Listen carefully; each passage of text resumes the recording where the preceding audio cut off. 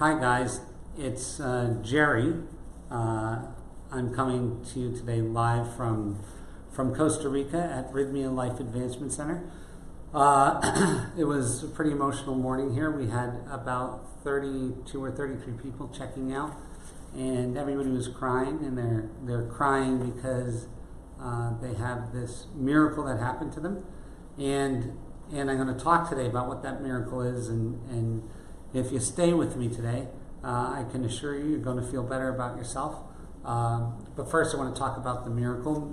The word miracle is one of the most misused and misunderstood words in the world, and it's cheesy too. But it's cheesy until it happens to you. So when we use the word miracle, what we have here is when the guests leave our center here, they get an electronic, like an email that has a survey in it, and one of the questions on the survey is if they had a life-changing miracle during their stay, and about 93.26% out of 100, so that's 936 out of 1,000 people say yes, and 6 months later they're polled, and about 92% of them still have that miracle, and it's with them for the rest of their lives. So I want to talk about what that miracle is, because it's really specific to what we do here. But first I have to tell you, the first thing about me is that, I was not special, picked, or chosen. I'm just a regular guy, and I had a pretty extreme life, and that extreme life led to an event that I had with plant medicine that changed my life, and changed it in a way that's hard to describe. And by my admitting that I'm not special, picked, or chosen, I have data that supports it, because the same thing that happened to me happens to almost 94 out of 100 people who come here. So there's nothing special about it. It's incredibly unique and amazing. Like the people that were crying today, like this one fella, he's almost 60 years old, and for the first time in his life, he's been able to feel joy while he's here. And that's with him now. It's with him forever. And it happens to everybody in this group. Everybody in the group got it, got the miracle. And but to see it, and to see these people cry, and to see them see the sweetness of life for the first time in more years than they can remember or count, it's crazy. It's just I have the best job in the world, the absolute best job in the world, and I love doing it. So to cut to the chase here, and to get talking about things I think are relevant. Last week I started talking about money and the manifestation of things, and this week I'm going to talk about something that comes before that, because if you're manifesting things without doing step one, it's an effort in futility. It's a futile effort that you can do it till you're blue in the face. It's not going to change anything. So the more important thing is getting our house in order first, so that we can do these things. We can manifest money, we can manifest love, we can do these different things. But first, we got to get our house in order. And what I can tell you is this: is that by the time you're done today, listening to this little thing, you're going to feel better about yourself, because there's some truths that are going to be dropped that are just universal, important, but forgotten. And I am no thought leader, and I don't think there even are thought leaders in the world, because in the collective you have all this knowledge. You might not be aware of it at the moment, but I've done so much work with plants and watched so many people do plants. And the coolest thing is I've never been with somebody who's gotten new information. They have this this miraculous experience on ayahuasca or whatever, and the next day all they can say is, I knew that, somehow I knew that, because you already know it. So any type of thought leader person that's either trying to be more spiritual than you, which is a false thing, or looks down on people in any way, isn't really in that game, because you wouldn't be looking down on someone if they had toilet paper attached to their shoe and you told them, right? And so we're all aware of these things. It's just that some of us are aware of certain things and not of others. So this is like being in it together and being super, super real is what we try to do here. An interesting thing that you'll hear talked about here is a soul merge. You'll hear the term, and a lot of you know what it is, and some of you think you know what it is and don't, and there's others that know what it is already and don't know that they know what it is. But it's our belief, and someday I'll tell you exactly why we believe this, but it is our belief that something happens to you between when you're conceived and about 5 years old, and it can be something sexual or some form of physical abuse, or it can be just you're not being fed on time. That scares you and makes you become someone else for safety. So I'm gonna hold this up and show you. So like this is where you were conceived and you were intact with your soul, and then at some point between when you were conceived and about 5 years old, you left that and you became someone else. And in this someone else, the part of that is the you who you are today. And we understand that because of this split, that all addictions, all disease, all disorders, all sadness is a result of this split.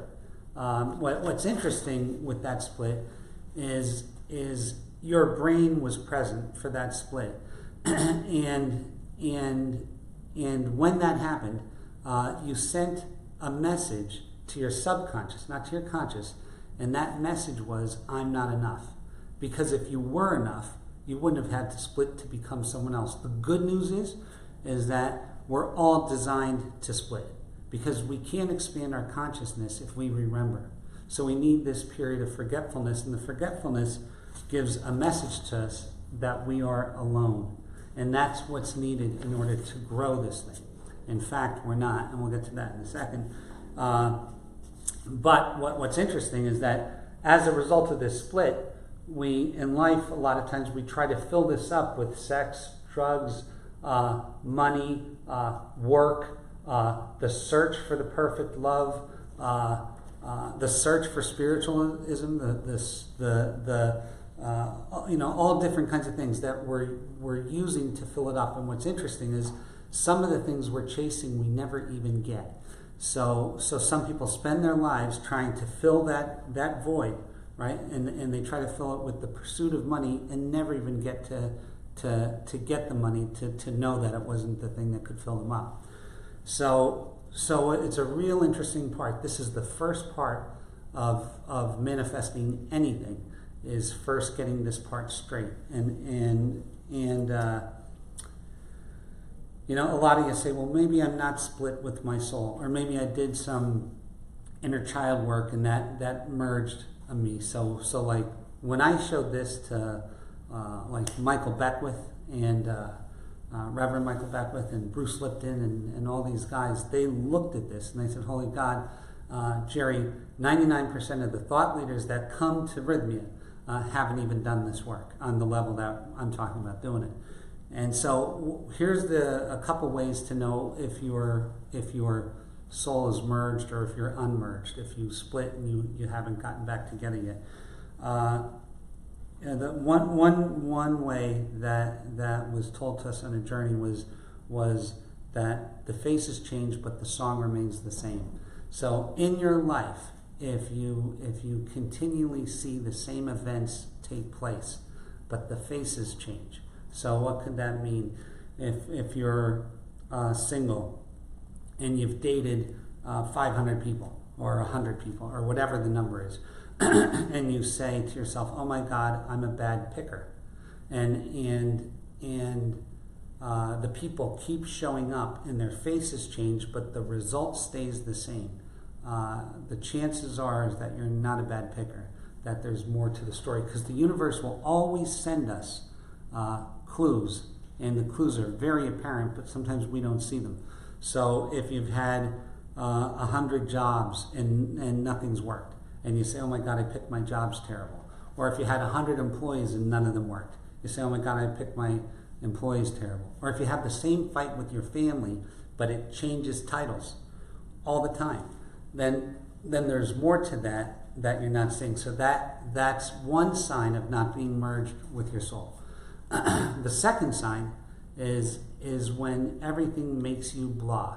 So what's funny with this one is that you can take a 45-year-old guy or a woman, or let's use a guy first, and all of a sudden people are calling it a midlife crisis or something, or worse, he doesn't know what he likes anymore. He used to like to play golf, and now he doesn't, and he doesn't know why. And he used to go to this place, and it would give him a thrill, and it no longer does. He used to love his wife so crazy, now he can't even feel love. So this general feeling of not being able to feel, not having feelings for things. And what's crazy is, our pharmaceutical movement is hysterical, because they said, we'll name it something, and then we'll create something to fix it, but you have to use it every day. So in their wisdom, they came up with a thing called low T, and so now what you have is, before you had a guy that was having some issues with maybe erectile dysfunction and not liking his life and little muscle weakness and now you have a guy who's still just as lost, except he's pumped up and he has an erection. So I don't know if that's I prefer the former guy rather than the latter, and that's all because this breach. Because the thing that we found out is that once you put yourself back in yourself, then all disease, all disorders, all addictions go away, and there's this new sense of self, and you send a new message to your subconscious that I'm enough, and I'm going to talk about that in a second. So these are two of the signs.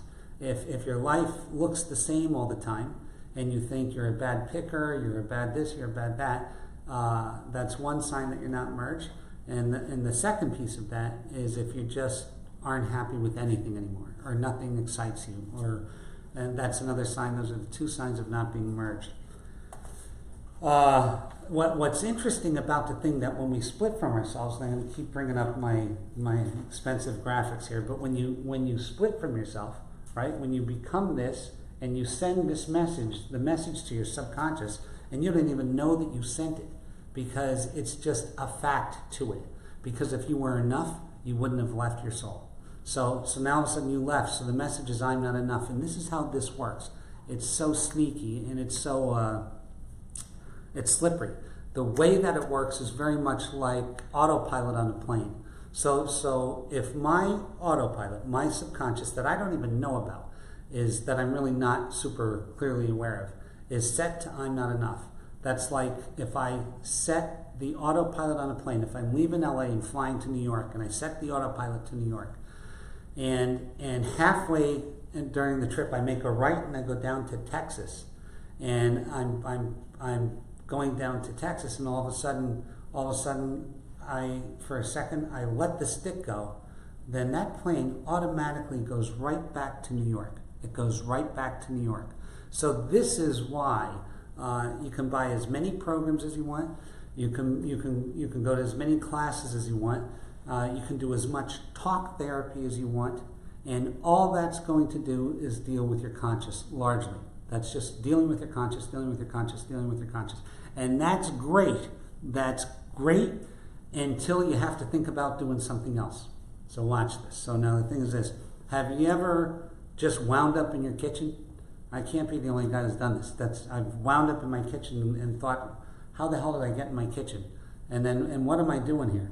It happens to all of us. It used to happen to me more when I was drinking, but it happens to all of us, stone sober. And that's this autopilot at work. So you could just go to the most amazing speaker in the world, and he can get you right on point. And as soon as you have to drive the car, or as soon as you have to walk out the door and think about where you're walking, then that part of your autopilot gets set from this new idea back to I'm not enough. And how this can outpicture in your life, it's crazy, because it can outpicture like one thing goes right and something else dramatic goes dramatically wrong. To even it out, to set the thing, the GPS to I'm not enough, because the GPS will always be right. It will catch you sleeping and it'll bring you back to what your subconscious thinks. So this is where I get to, one of the first things I do with people when I meet them here is I tell them to leave themselves alone.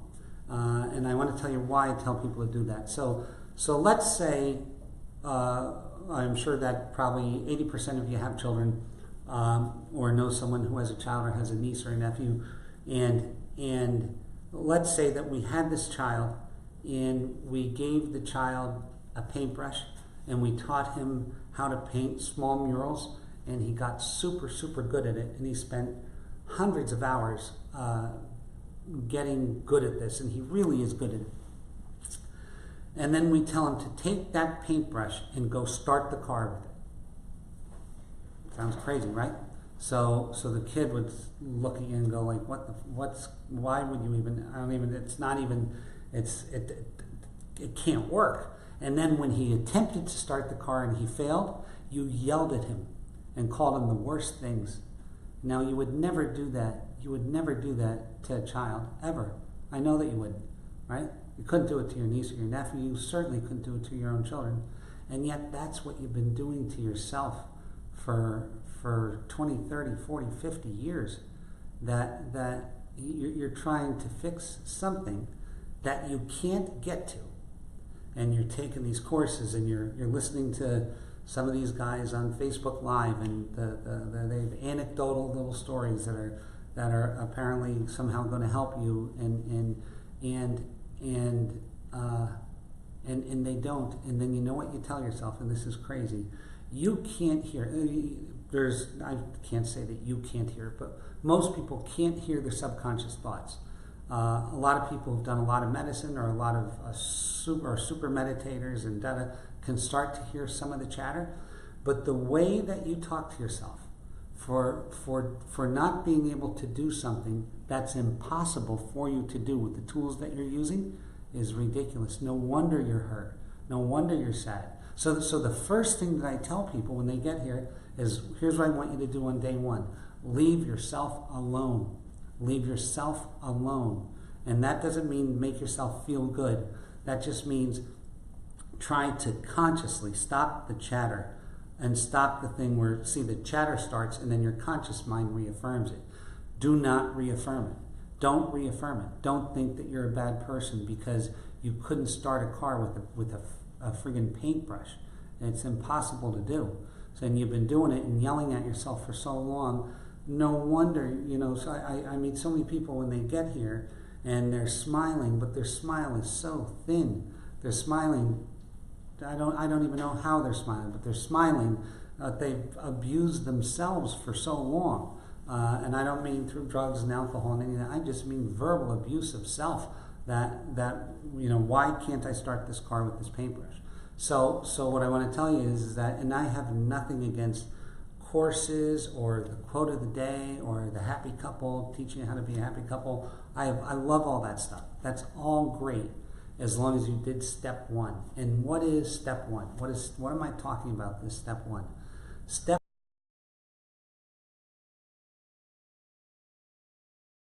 and you don't have to come here to do it. You can do it almost anywhere in the world. But you need more tools than you need the tools. You need to know where to find the tools and how to use the tools. But what those steps are, the first thing you have to do, and one of my classes on their workshops on manifestation is called Truthonomics, because everything starts with truth. Everything starts with truth. So the first thing we got to do is truthfully know who we are.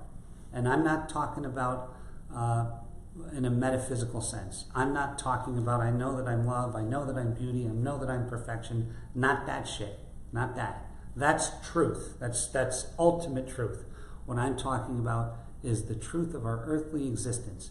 Who have I become since this split? Who have I become? With me, it was easy. I became a world-class asshole. I was one of the worst guys I've ever met in my life. But it wasn't easy for me to see. But when I saw it, I saw it. My soul told me who I was on a sacred plant ceremony. But the first thing we're going to find out is who we are. Who have we become? And that's a real big question. It's a real big question. Not only do we have to know it, we have to know it here, who we become. And that's step one. And then step two is we have to merge back with our soul.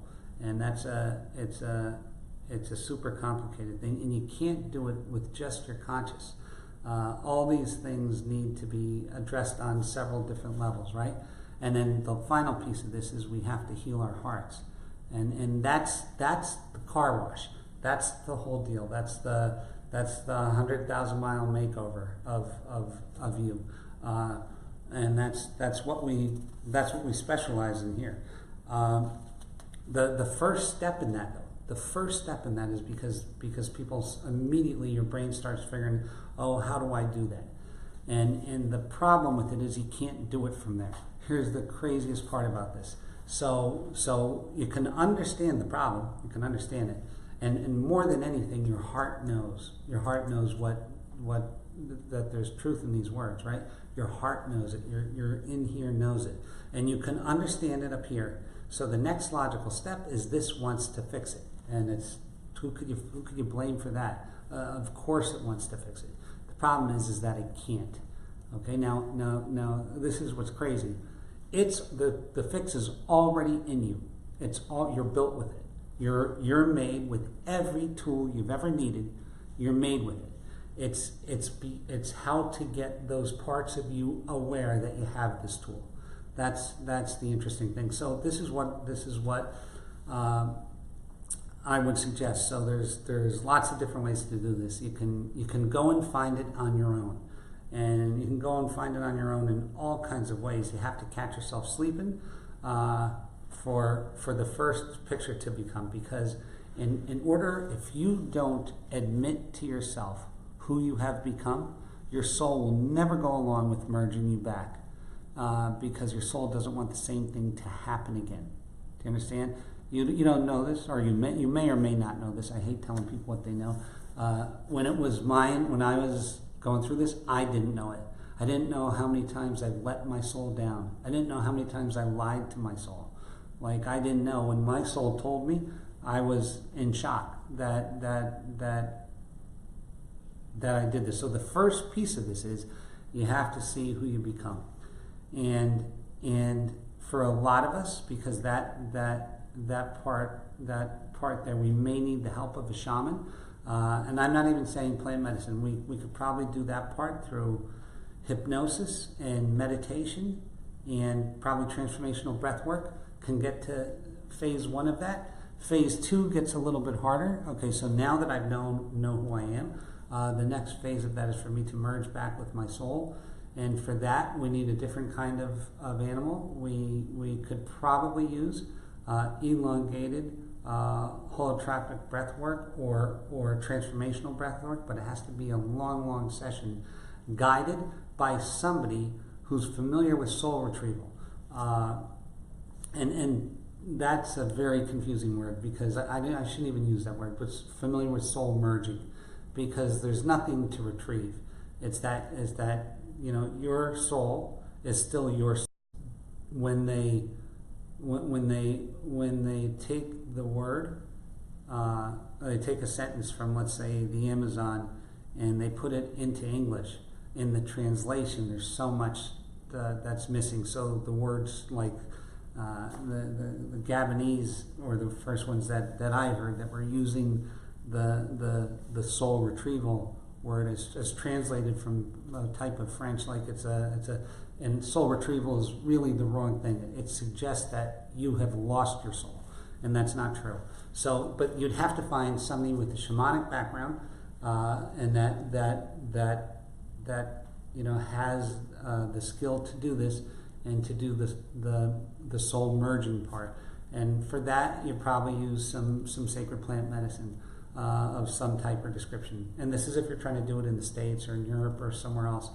And then the last piece of it is you would go back and either find a psychologist with a shamanic background who can do some regression work to go back into heal your heart, because it's the last part.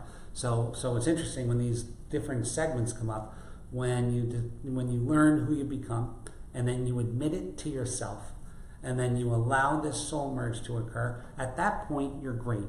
So you're back in your soul, right? Your soul's back in you. You're back together. You're in that circle, in the Ankh part of that circle. So this is the center.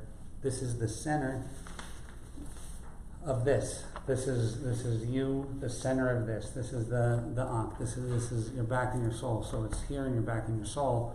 And now, we have people who leave here and who have just done those two parts, and they're good for the rest of their lives. And they really are good for the rest of their lives. And I'll explain why that is in a second. And then, but for the third part, to be able to love again, the earth heart that they have has been beaten up so much that it has to be healed.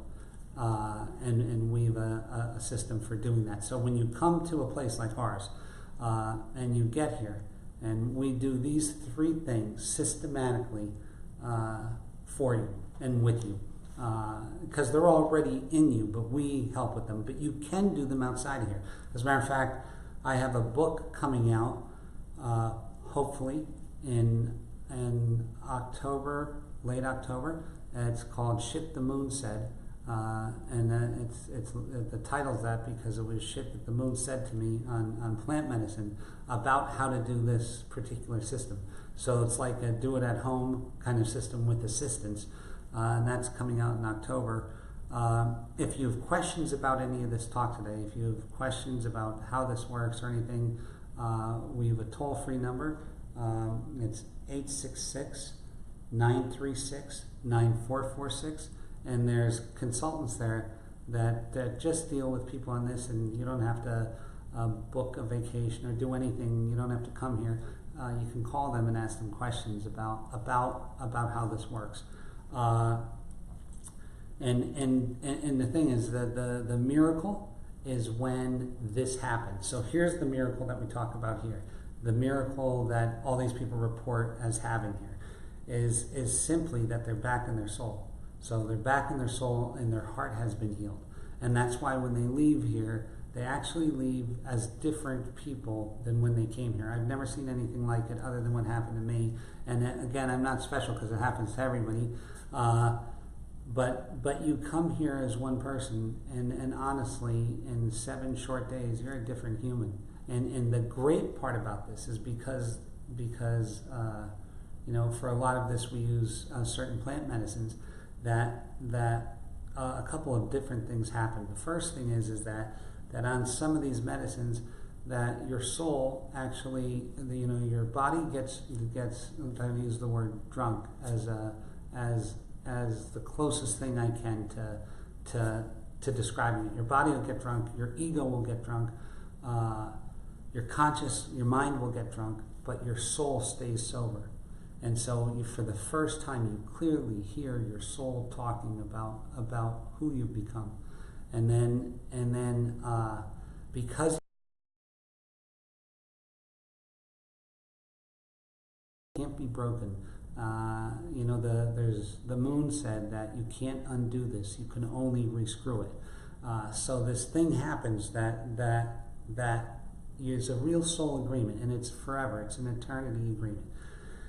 Well, it's this lifetime agreement, and then the second part of that is because you're on plant medicine. There's this thing called neuroplasticity, and in the back of your mind, there's these jams that occur, the way your brain fires into something that's not properly fused, and because you're on this particular type of plant medicine, your synapses are the brainwaves find a different way of traveling. So they travel on a new road. And what's crazy about it is you do a couple of these ceremonies with us, and on these plant medicines, and with the proper intentionality, and you can't think the way you used to think if you tried. It's really something that's amazing, and it's amazing to see. And Now, a lot of you, and this is the work. This is the work that we have to do, because I'm going to show you the next piece of this.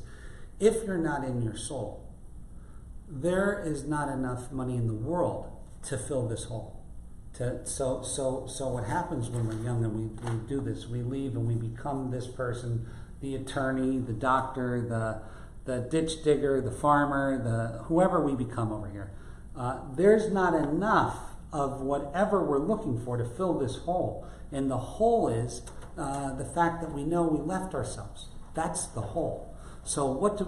We get as much money as we can to throw it in the hole and hope that keeps our eye and our mind and our subconscious and our heart off the fact that we left ourselves. So there's not enough people to have sex with.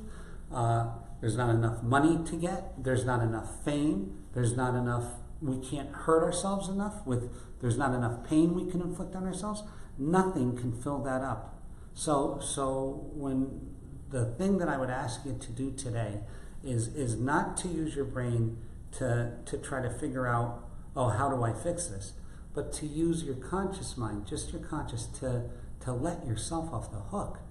Holy God, you've been beating yourself up because you can't start a car with a paintbrush. It's honestly, it's an amazing thing, but if you can just be with that, you'd be amazed how different you feel about yourself. That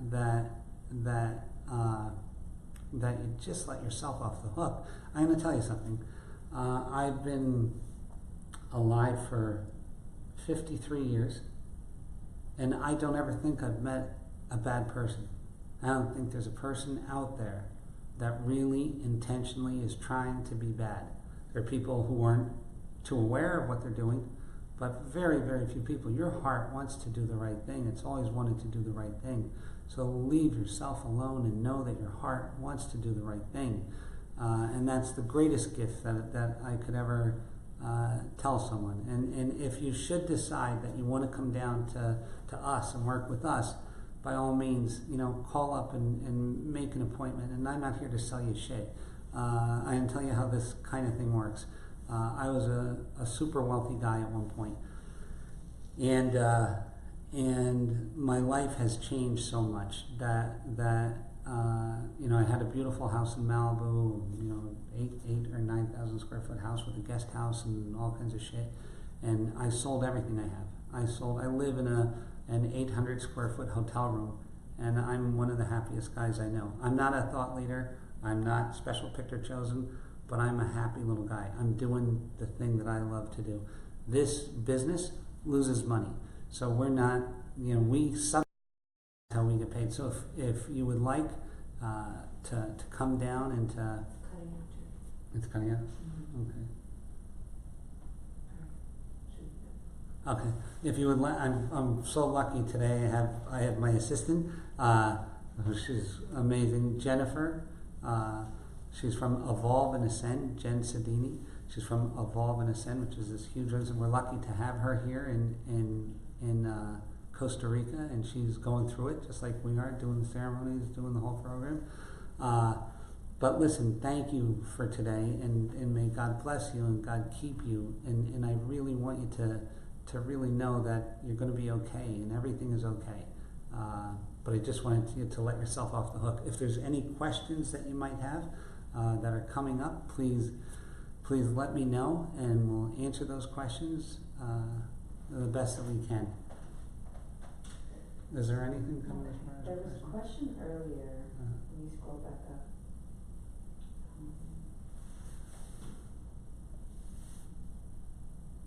Lost it. No questions have come through. Okay, so don't worry about it. If you have questions, just let us know, or you can call in.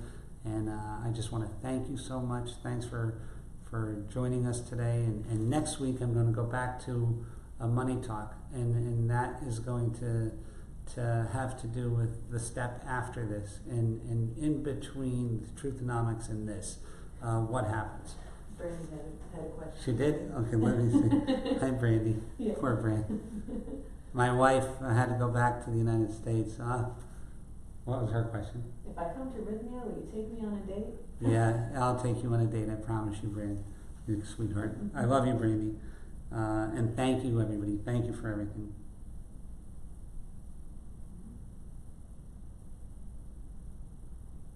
Just a lot of thank yous.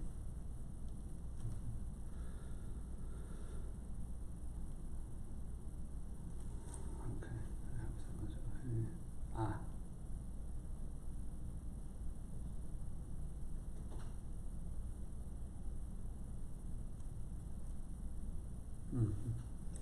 Okay, that was okay, right? It's still on. It's still on? Mm-hmm. I don't know how to do this, Jen. That is so funny. I do not know how to do this. That's crazy, right? I should learn this at some point. We should do a sit down and I'll teach you all. Okay. It still can't be on. Is it still on? Yeah. Huh. Is it on your phone? No. I closed it. Let's see.